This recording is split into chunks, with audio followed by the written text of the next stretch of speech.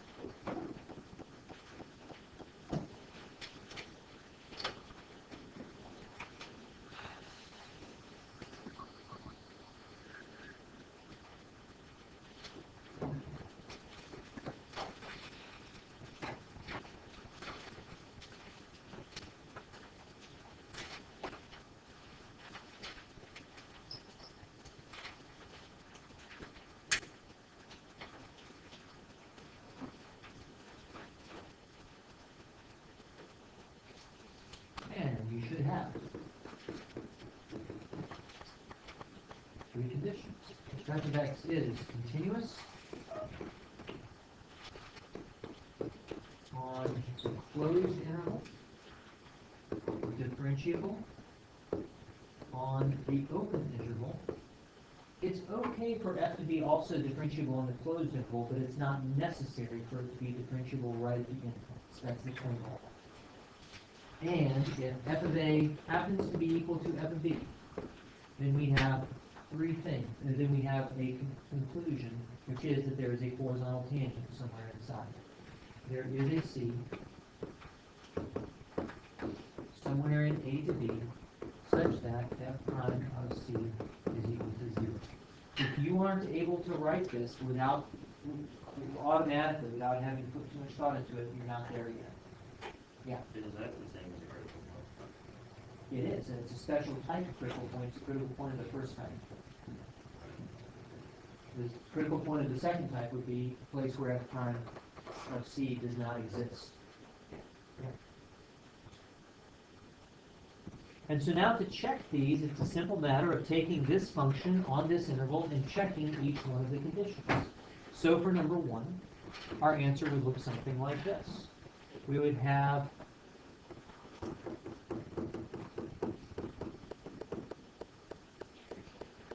is this function continuous? Yes. How do you know? Polynomial. Polynomial.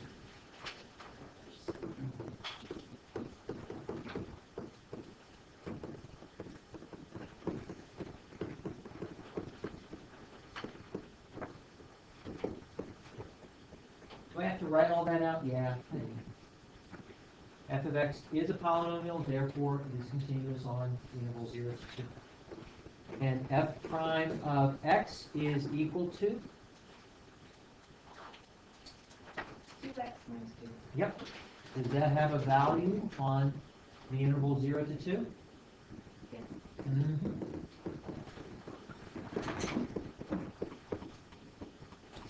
And last but not least, does f of a equal f of b? Here my a is 0 and my b is 2. So we check, does f of 0, oh, for crying out loud.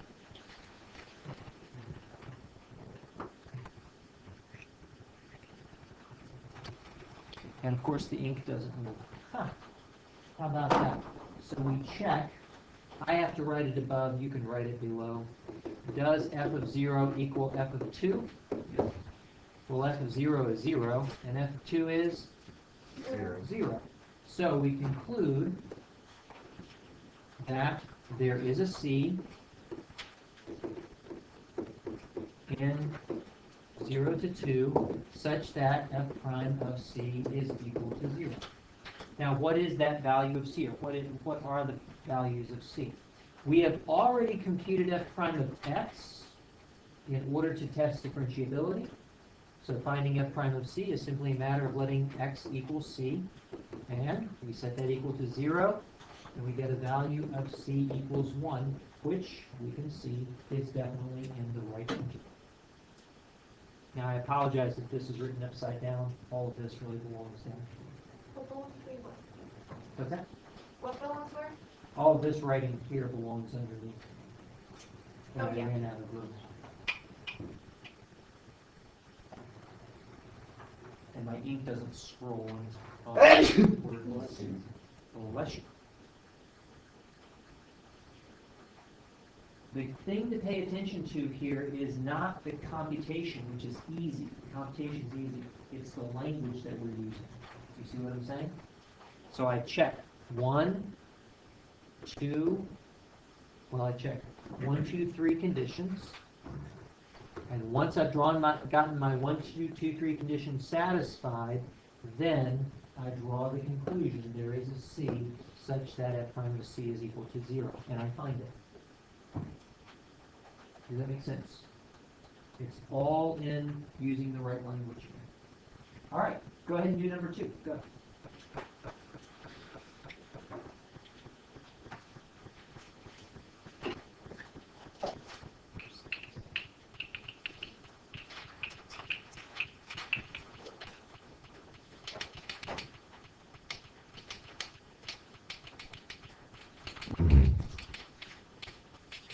Hello, Brian.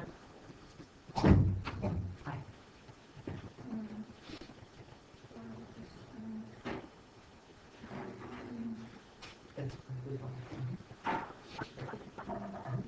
The language, there is a C such that f prime of C equals 0, is not telling you how many possible C's there might be. It just guarantees there's at least one.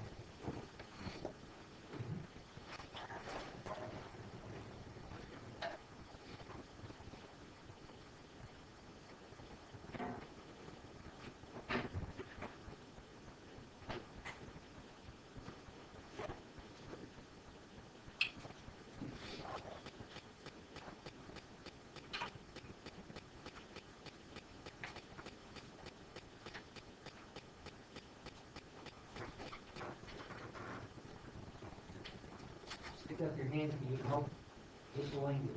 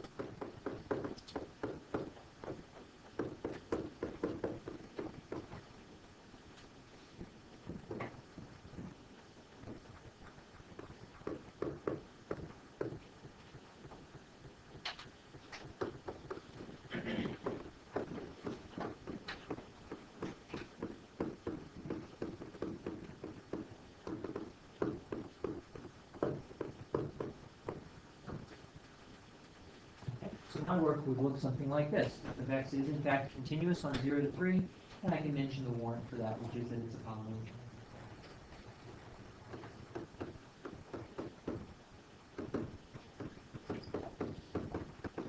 I compute f prime, and that exists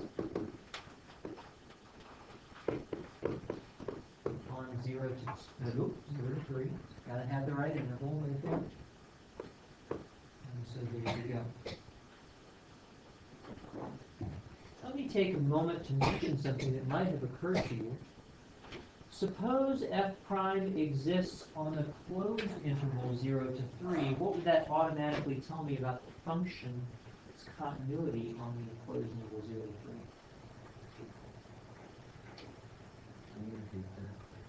suppose I knew that the derivative existed on the closed interval 0 to 3, what would that tell me about continuity?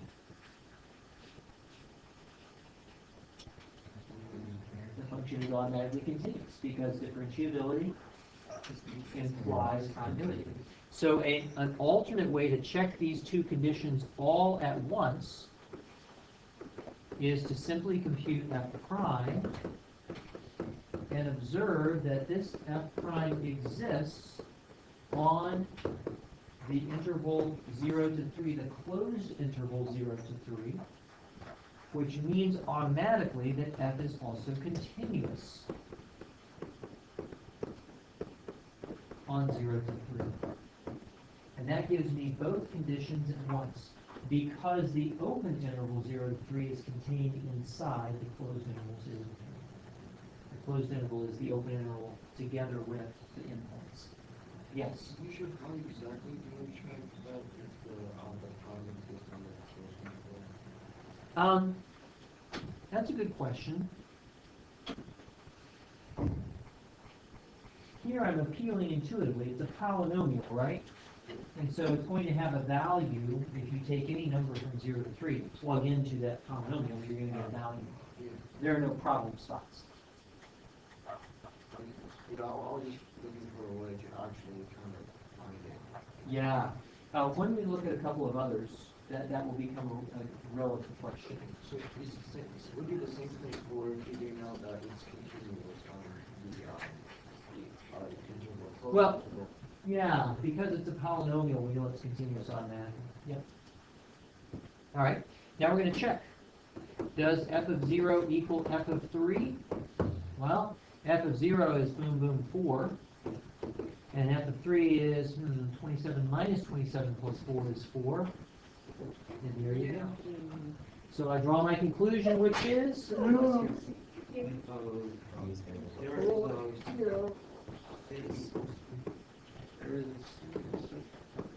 There is a C in such that good, great. And you're going to draw that conclusion, use that language every single time. Now that we have that, it's a matter of finding the C's, and I look here and I see that I've got 3c squared minus 6c is equal to 0, and I can solve that because factoring is my friend. And I get two solutions to this equation. But I have to check and make sure that the two solutions are appropriate for the domain that I'm looking for. I'm looking for C's in the open interval from 0 to 3. Is C equals 0 in the open interval 0 to 3? No, it's the endpoint of that interval. So although it is a solution to the equation, it is not a solution within the domain that we are seeking. And so I eliminate that. You always have to do a domain check when you solve equations, right? Yes. I don't understand why. Wait, so, Yeah. So the open interval 0 to 3 is an interval that contains all the numbers between 0 and 3, not including. It's the set of all x such that x is greater than 0 but less than 3. Well, x equals 0 is not an interval. Yeah. wait, so it's not. It's not. So it's not. It's not. So there's not a C, No, there is. C equals 2. but it's not what? What are you saying is not? We set the derivative equal to 0. Right, We solved it, got two solutions. right. Perfectly fine to have two solutions, but we have to domain check them. And when I domain check them, one of them didn't check. Okay. So the only C that is actually in the domain is C equals 2. Wait, so to finish the problem, you have to have a point. It's all about the directions. The directions said, Oh, find the value of C guaranteed. yes. So you have to set it to 0 and then. Yeah.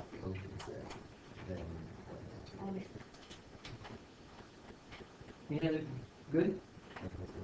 Any other questions on that? So that one was a slippery question because it gave us, the equation gave us two solutions. A naive student will say, hey, I got two solutions, I'm done. Ah.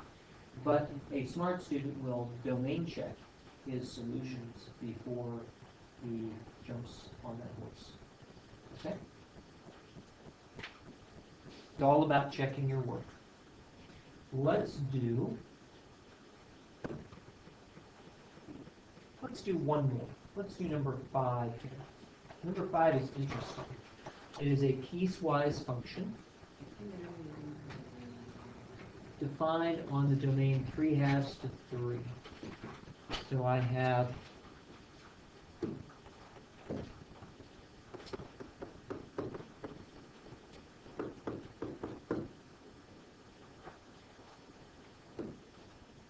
x is less than 2.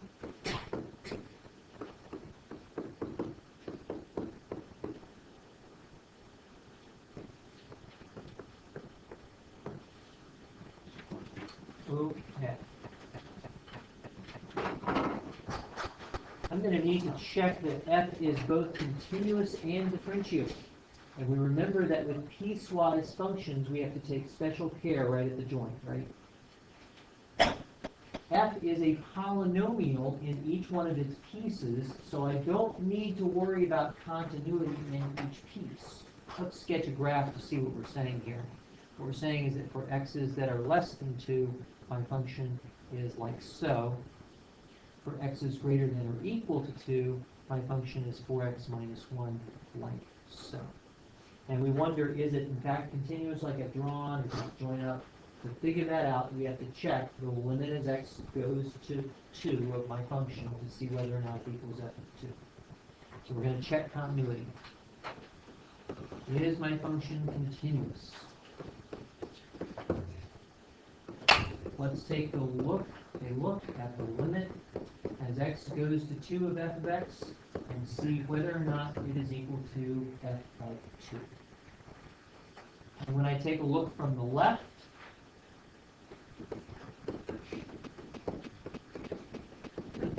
I get 5. And when I take a look at the limit from the right, look at that, I get 7. Huh, those two limits do not match up. And apparently my function is not continuous. And because my function is not continuous, in fact it has a jump discontinuity, right?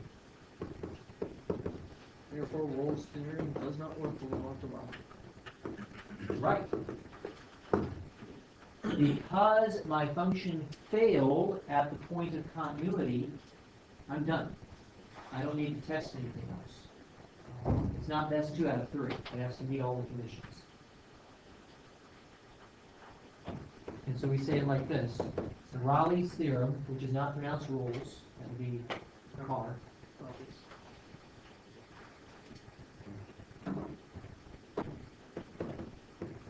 does not apply.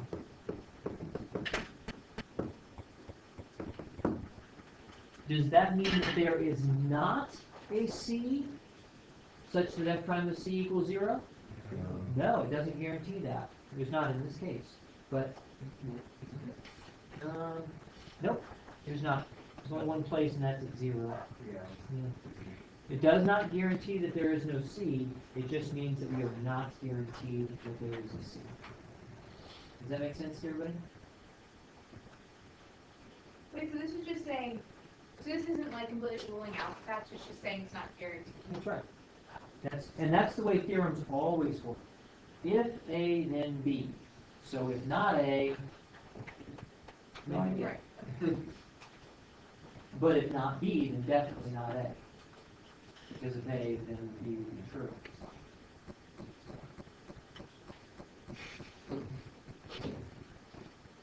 You learned all that in geometry, right? Conditionals. Well, we did, but it's like, it was. Okay, then we're going to take 2 minutes to do a timeout and talk about conditionals, contrapositives, converses, inverses, because everybody needs to know this. A conditional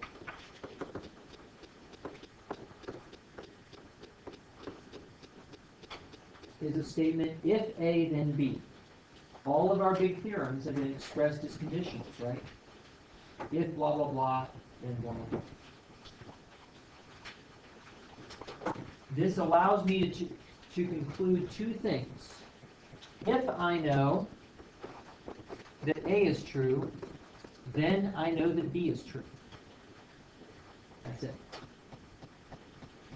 Also, if I know that B is false, then I know that A must be false also. Why do I know that?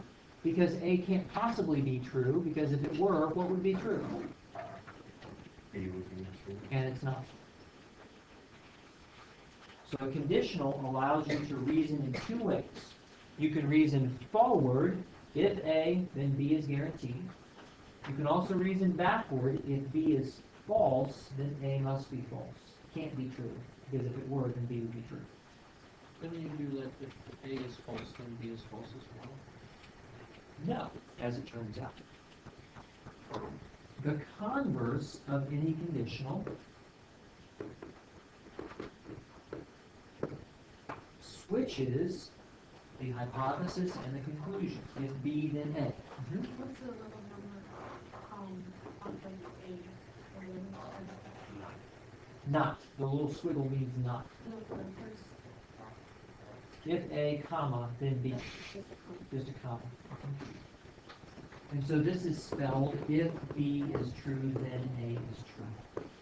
These two statements are entirely unrelated to each other. I can never validly reason from a conditional to its converse. I can never validly reason from a conditional to its converse. I'll give you a simple example. True or false? If it is raining, then it is cloudy. No, false. True. Where's the rain coming from? If it's God's pouring the water back. Dude, it's like rain could like blow over it. It's like still somehow. Like Yeah. cloudy somewhere. There's still a cloud. If it's raining, there are clouds somewhere. Okay. All right. There's always a cloud. If it's raining, there are clouds somewhere. What's that? There's always clouds somewhere. Oh my god. Oh god. If it's raining, there are clouds in the vicinity. All right? That is interesting. Which we will colloquially call cloudy. It's raining, it's cloudy. Okay. So if it is not cloudy, I can conclude that it cannot be raining. That's using my contrapositive idea. If it is raining, then it is cloudy. Okay? So if it is not cloudy, it cannot be raining. Because if it were raining, then it would be cloudy, and it's not. Okay? All right, now let's try our converse. If it is cloudy, then it's raining. No, there have been lots of cloudy days in Maryland, but it has not been raining. The fact that my conditional is a true statement has no bearing ever on the converse. And students all over will want to turn that around and try to make that happen. And it just doesn't. There is no connection between those two statements. The contrapositive here, by the way, is if it is not raining, then it is not cloudy, and you can see that's false also. And guys, it doesn't matter what the content of A and B are. The laws of logic here do not depend upon the meaning of the statements A and B. It's just a mathematical computation. If A is true, then B is true. Does that make sense? So, that's how we use our theorems. What our theorems do is they give us a bunch of conditionals like this, and then we can go through and we can either check, we can check the conditions, and if I get the condition, I get the conclusion automatically, or we can check the conclusion, and if I don't get the conclusion, then the conditions must not have been true. But I cannot abuse my theorem and say if the conclusion holds, then the conditions must have been true. That's not so. So, for example, I could not say, oh, if f prime of c equals 0, then f must be continuous and differentiable, and f of a must be equal to f of b. This is not true. You see what I'm saying? And likewise, I cannot say if f fails to be continuous differentiable, f of a equals f of b. I don't have a guarantee that f prime of c is not 0 somewhere. It might still be. Does that help clarify how these conditionals work? Okay. Good. Well, our main show for today is the mean value theorem. And what the mean value theorem is going to do is to give us Raleigh's theorem on its side. Or it is going to generalize Raleigh's theorem for the case where f of a may or may not be equal to f of b. Here I have this f of a does not equal f of b, but it's not. We're going to relax the condition. Let me write this down. Where we do not require that f of a be equal to f of b.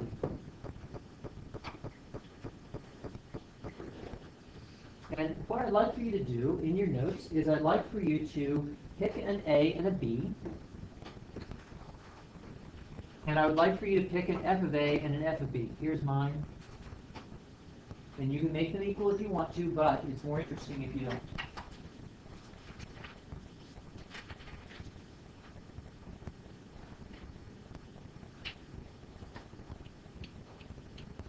And now between your 2 points, a f of a and b f of b, what I'd like for you to do is to draw yourself a continuous and differentiable function.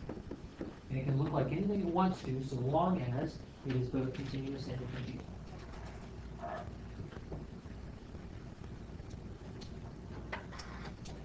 And here's mine. Okay. Got one? Easy. You're staring. Draw yourself a continuous and differentiable function. Got it. All right. Now, what we're going to do is draw 2 lines. The first line that we're going to draw is the line that connects the 2 points, a f of a and b f of b. This line has a special name. It is called the secant line because secant, from the Latin word sectare, to cut, it cuts through the curve at these 2 points. And it has a slope that I can compute because I know 2 points on it. It is f of b minus f of a all over b minus a. Oh, I've seen this before.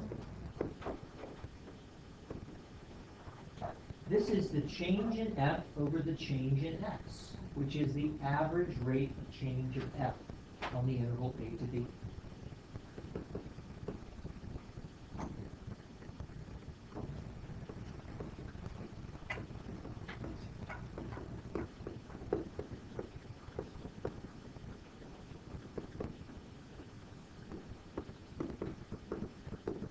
So the slope of the secant line, which connects the 2 points, a f of a, b f of b, is the average rate of change of f on the interval a to b.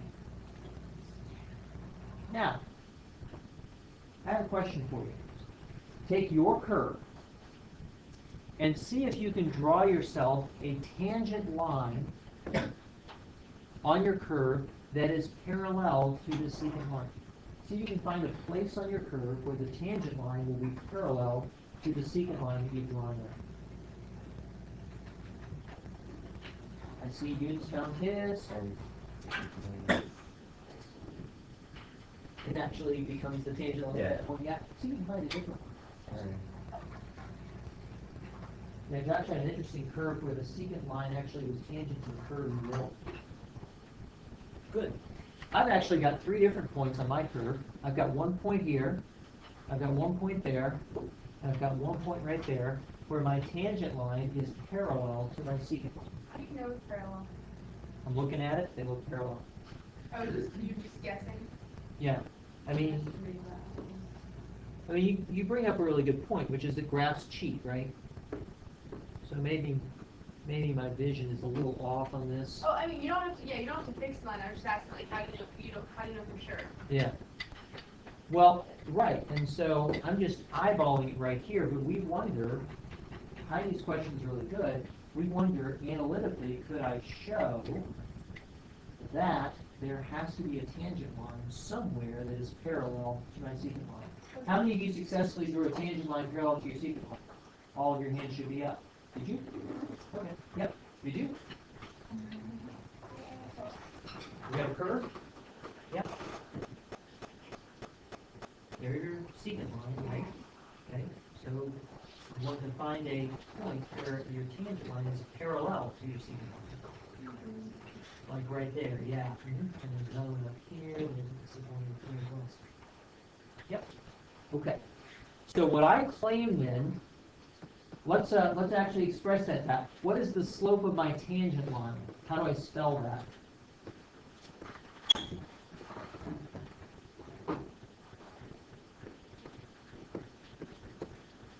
How do I spell the slope of my tangent line? The derivative, which I usually spell as C. F prime. That's right. And I don't have a particular point, so let me give it a label, F prime of C. And now, how do I say that two lines are parallel? The slopes are the same. That's right. So I'm going to say that. I'm going to say that my tangent line. How do you show the curve? I realized I did the perpendicular one. It's like,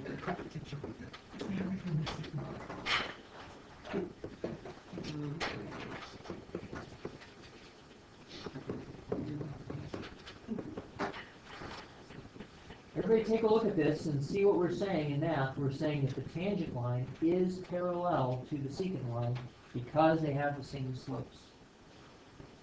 And now here's what I want to claim. I want to claim that if f is continuous and differentiable, this will always happen.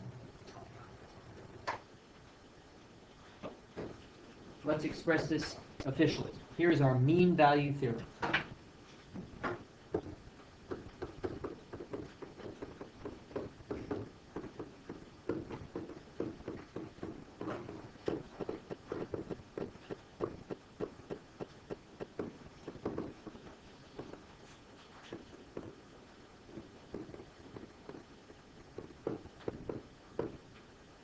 If f is continuous on the closed interval and differentiable on the open interval, then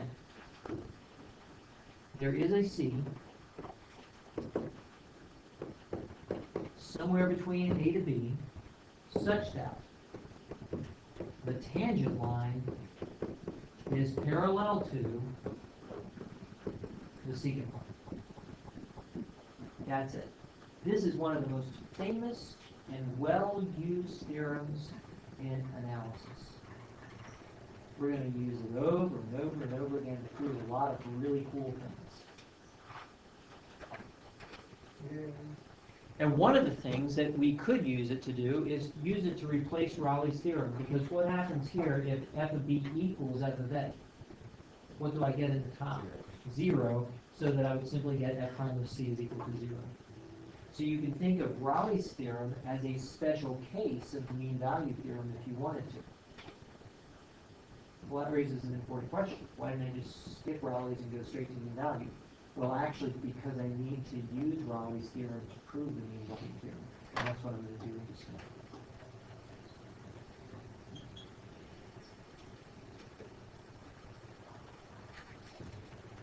now. Okay?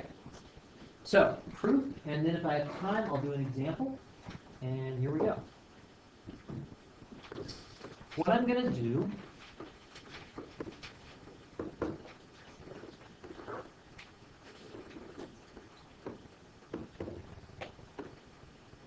is to use Raleigh's theorem by taking my continuous function f and creating a helper function that is going to measure the distance from the line right here to the curve right here. Now the curve is f of x, the line here is the secant line.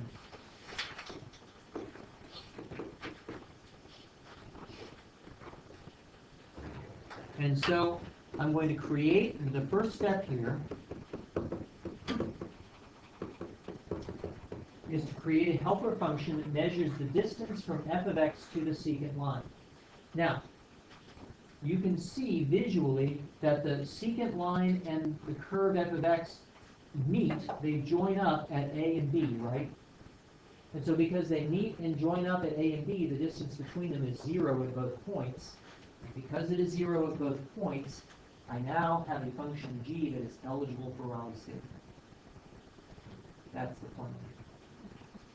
Now, we need the equation for the secant line, and it's slightly ugly, but not too bad. I already know that the slope is f of b minus f of a over b minus a. And I also know 2 points that it goes through. It goes through the point a comma f of a, and it also goes through the point b comma f of b. I don't need both of those points, I'm just going to pick one. This proof would work just as well if I picked b comma f of b. And so the equation for my secant line is y minus y1 equals slope times x minus x1. That's a kind of yucky equation, but it's not horrible. It makes sense. It just looks intimidating. It's like one of those lizards that can't really hurt you, but it goes, I scare you. And so therefore the equation for the line is y equals f of a plus all of this monstrosity.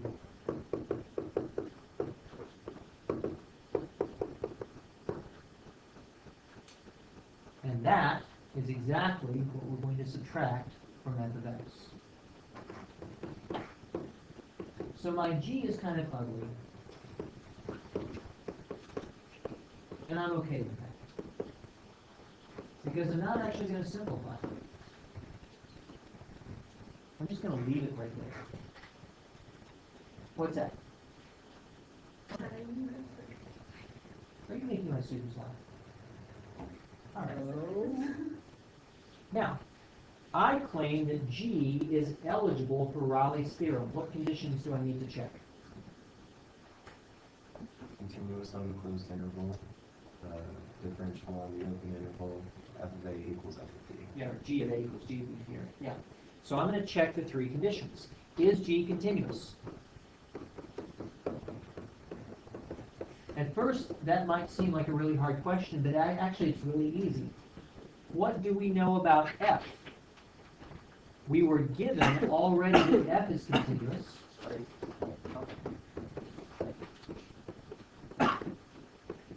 And also, even though this is big and ugly, what shape is this graph here? What type of function is it?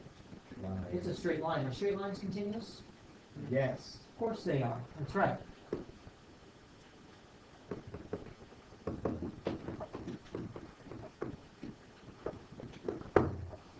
And the difference of 2 continuous functions is continuous. Therefore, g of x is continuous. On the interval a to b. Ta-da. Check. Is g of x differentiable? Now this one is a little bit trickier, but it turns out to be not so bad also.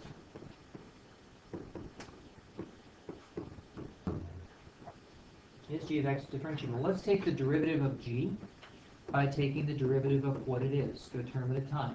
The derivative of g would be equal to the derivative of f, which is spelled f prime, minus. Now watch this carefully.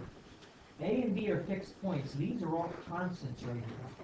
So the derivative of f of a is 0. And the derivative of blah, blah, blah times x minus a is blah, blah, blah times 1. That's not so bad. So that when the dust settles, we get this. This is a constant number. It always exists. Does f prime of x always exist on a to b? Yes, because we require that f be differentiable on a to b. So therefore, this exists on a to b. And then finally, we check our third condition. Does g of a equal g of b? Graphically, we already noticed that g of a is going to be 0 at each point. So we just need to verify that the algebra checks out. Because g is the distance between the line and the curve, right? So let's check it by plugging in. G of a should be equal to, here's our equation, here it is, f of a minus f of a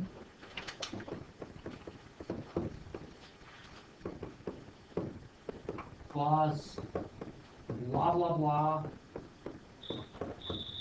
Oh gosh, it's a minus f. All right. I will finish this up after lunch. Sorry about that. We got interrupted by a fire drill. So we're checking whether or not g of a is equal to g of b.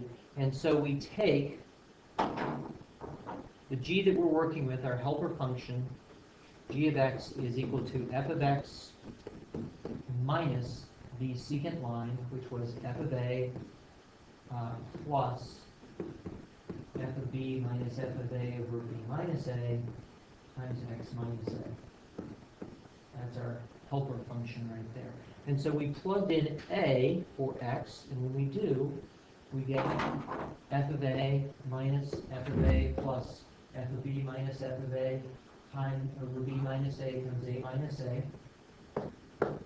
And so lo and behold, this entire term right here goes to 0 because a minus a is 0. So we get 0 there, and then we get f of a minus f of a, which is of course 0.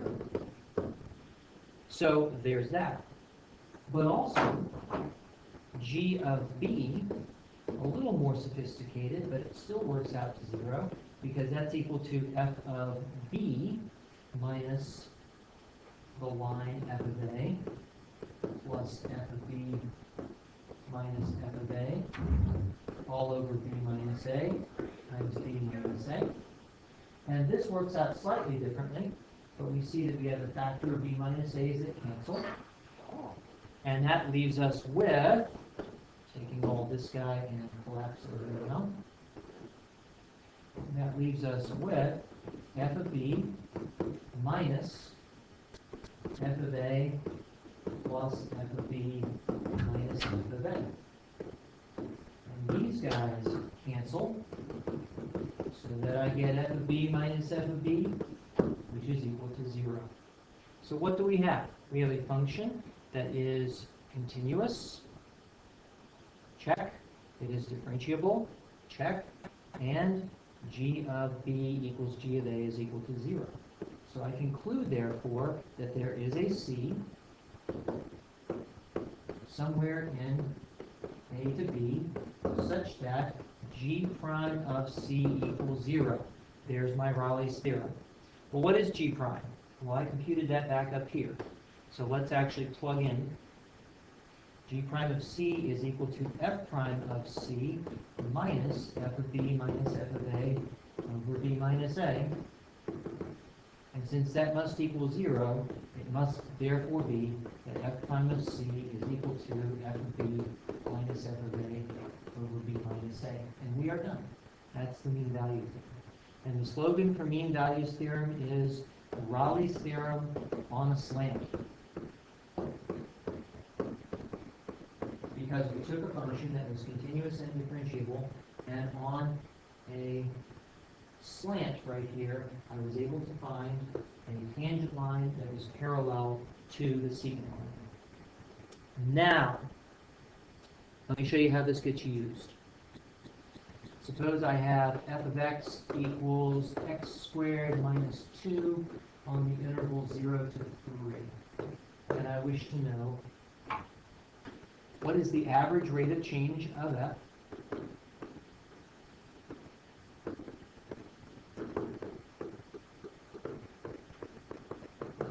And the second question is there a c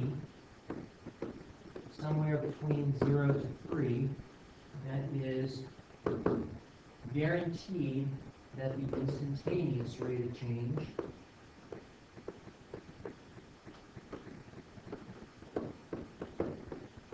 is equal to the average rate of change.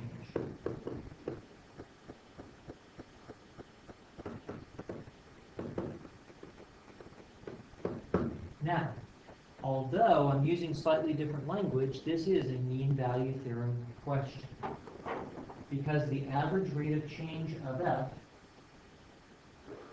is the slope of the secant line, which is delta f over delta x, or f of b minus f of a all over b minus a.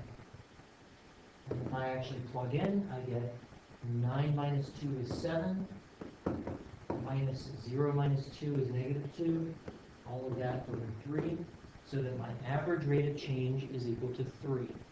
Looking at a picture, here's what this means. Here's my function f, and I'm taking the points 3 comma 7 and 0 comma negative 2, and I'm connecting them with a secant line, and the slope of that secant line is 3. Now we ask, is there a c in 0 to 3 such that the instantaneous rate of change is equal to the average rate of change? We already know that the average rate of change is equal to 3. That was our computation. The instantaneous rate of change is another word for f prime, or the derivative. So what we're really asking is there a c such that f prime of c is equal to 3? And we can compute that directly, but first of all, let's check the guarantee. Is f continuous? It's a polynomial, so yes. Is f differentiable?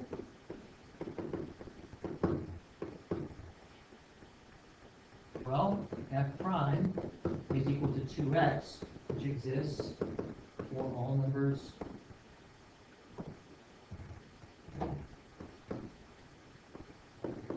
in 0 to 3, so yes again. And because f is continuous and it is differentiable, therefore it has the mean value property. It has a c somewhere, so that f prime of c is equal to 3. We can actually find that value of c by taking f prime of c, which is 2c, and setting it equal to 3, and lo and behold, that gives us a value c equals 3/2, which is going to be right about here. And right about there, my tangent line is parallel to my secant line. We're actually going to use the mean value theorem in a lot of different ways. Let me just give you a hint at some of those ways. Sometimes what we're going to do is we're going to start with the average rate of change and use that to say something about the derivative. That's very common, and I'll give you an illustration on Monday. A friend of mine who got a ticket for speeding in Austria. But also, we could use the mean value theorem to take something that we know about the derivative and turn that into a statement about the average rate of change. And we're going to do that later when we prove that if a function has a positive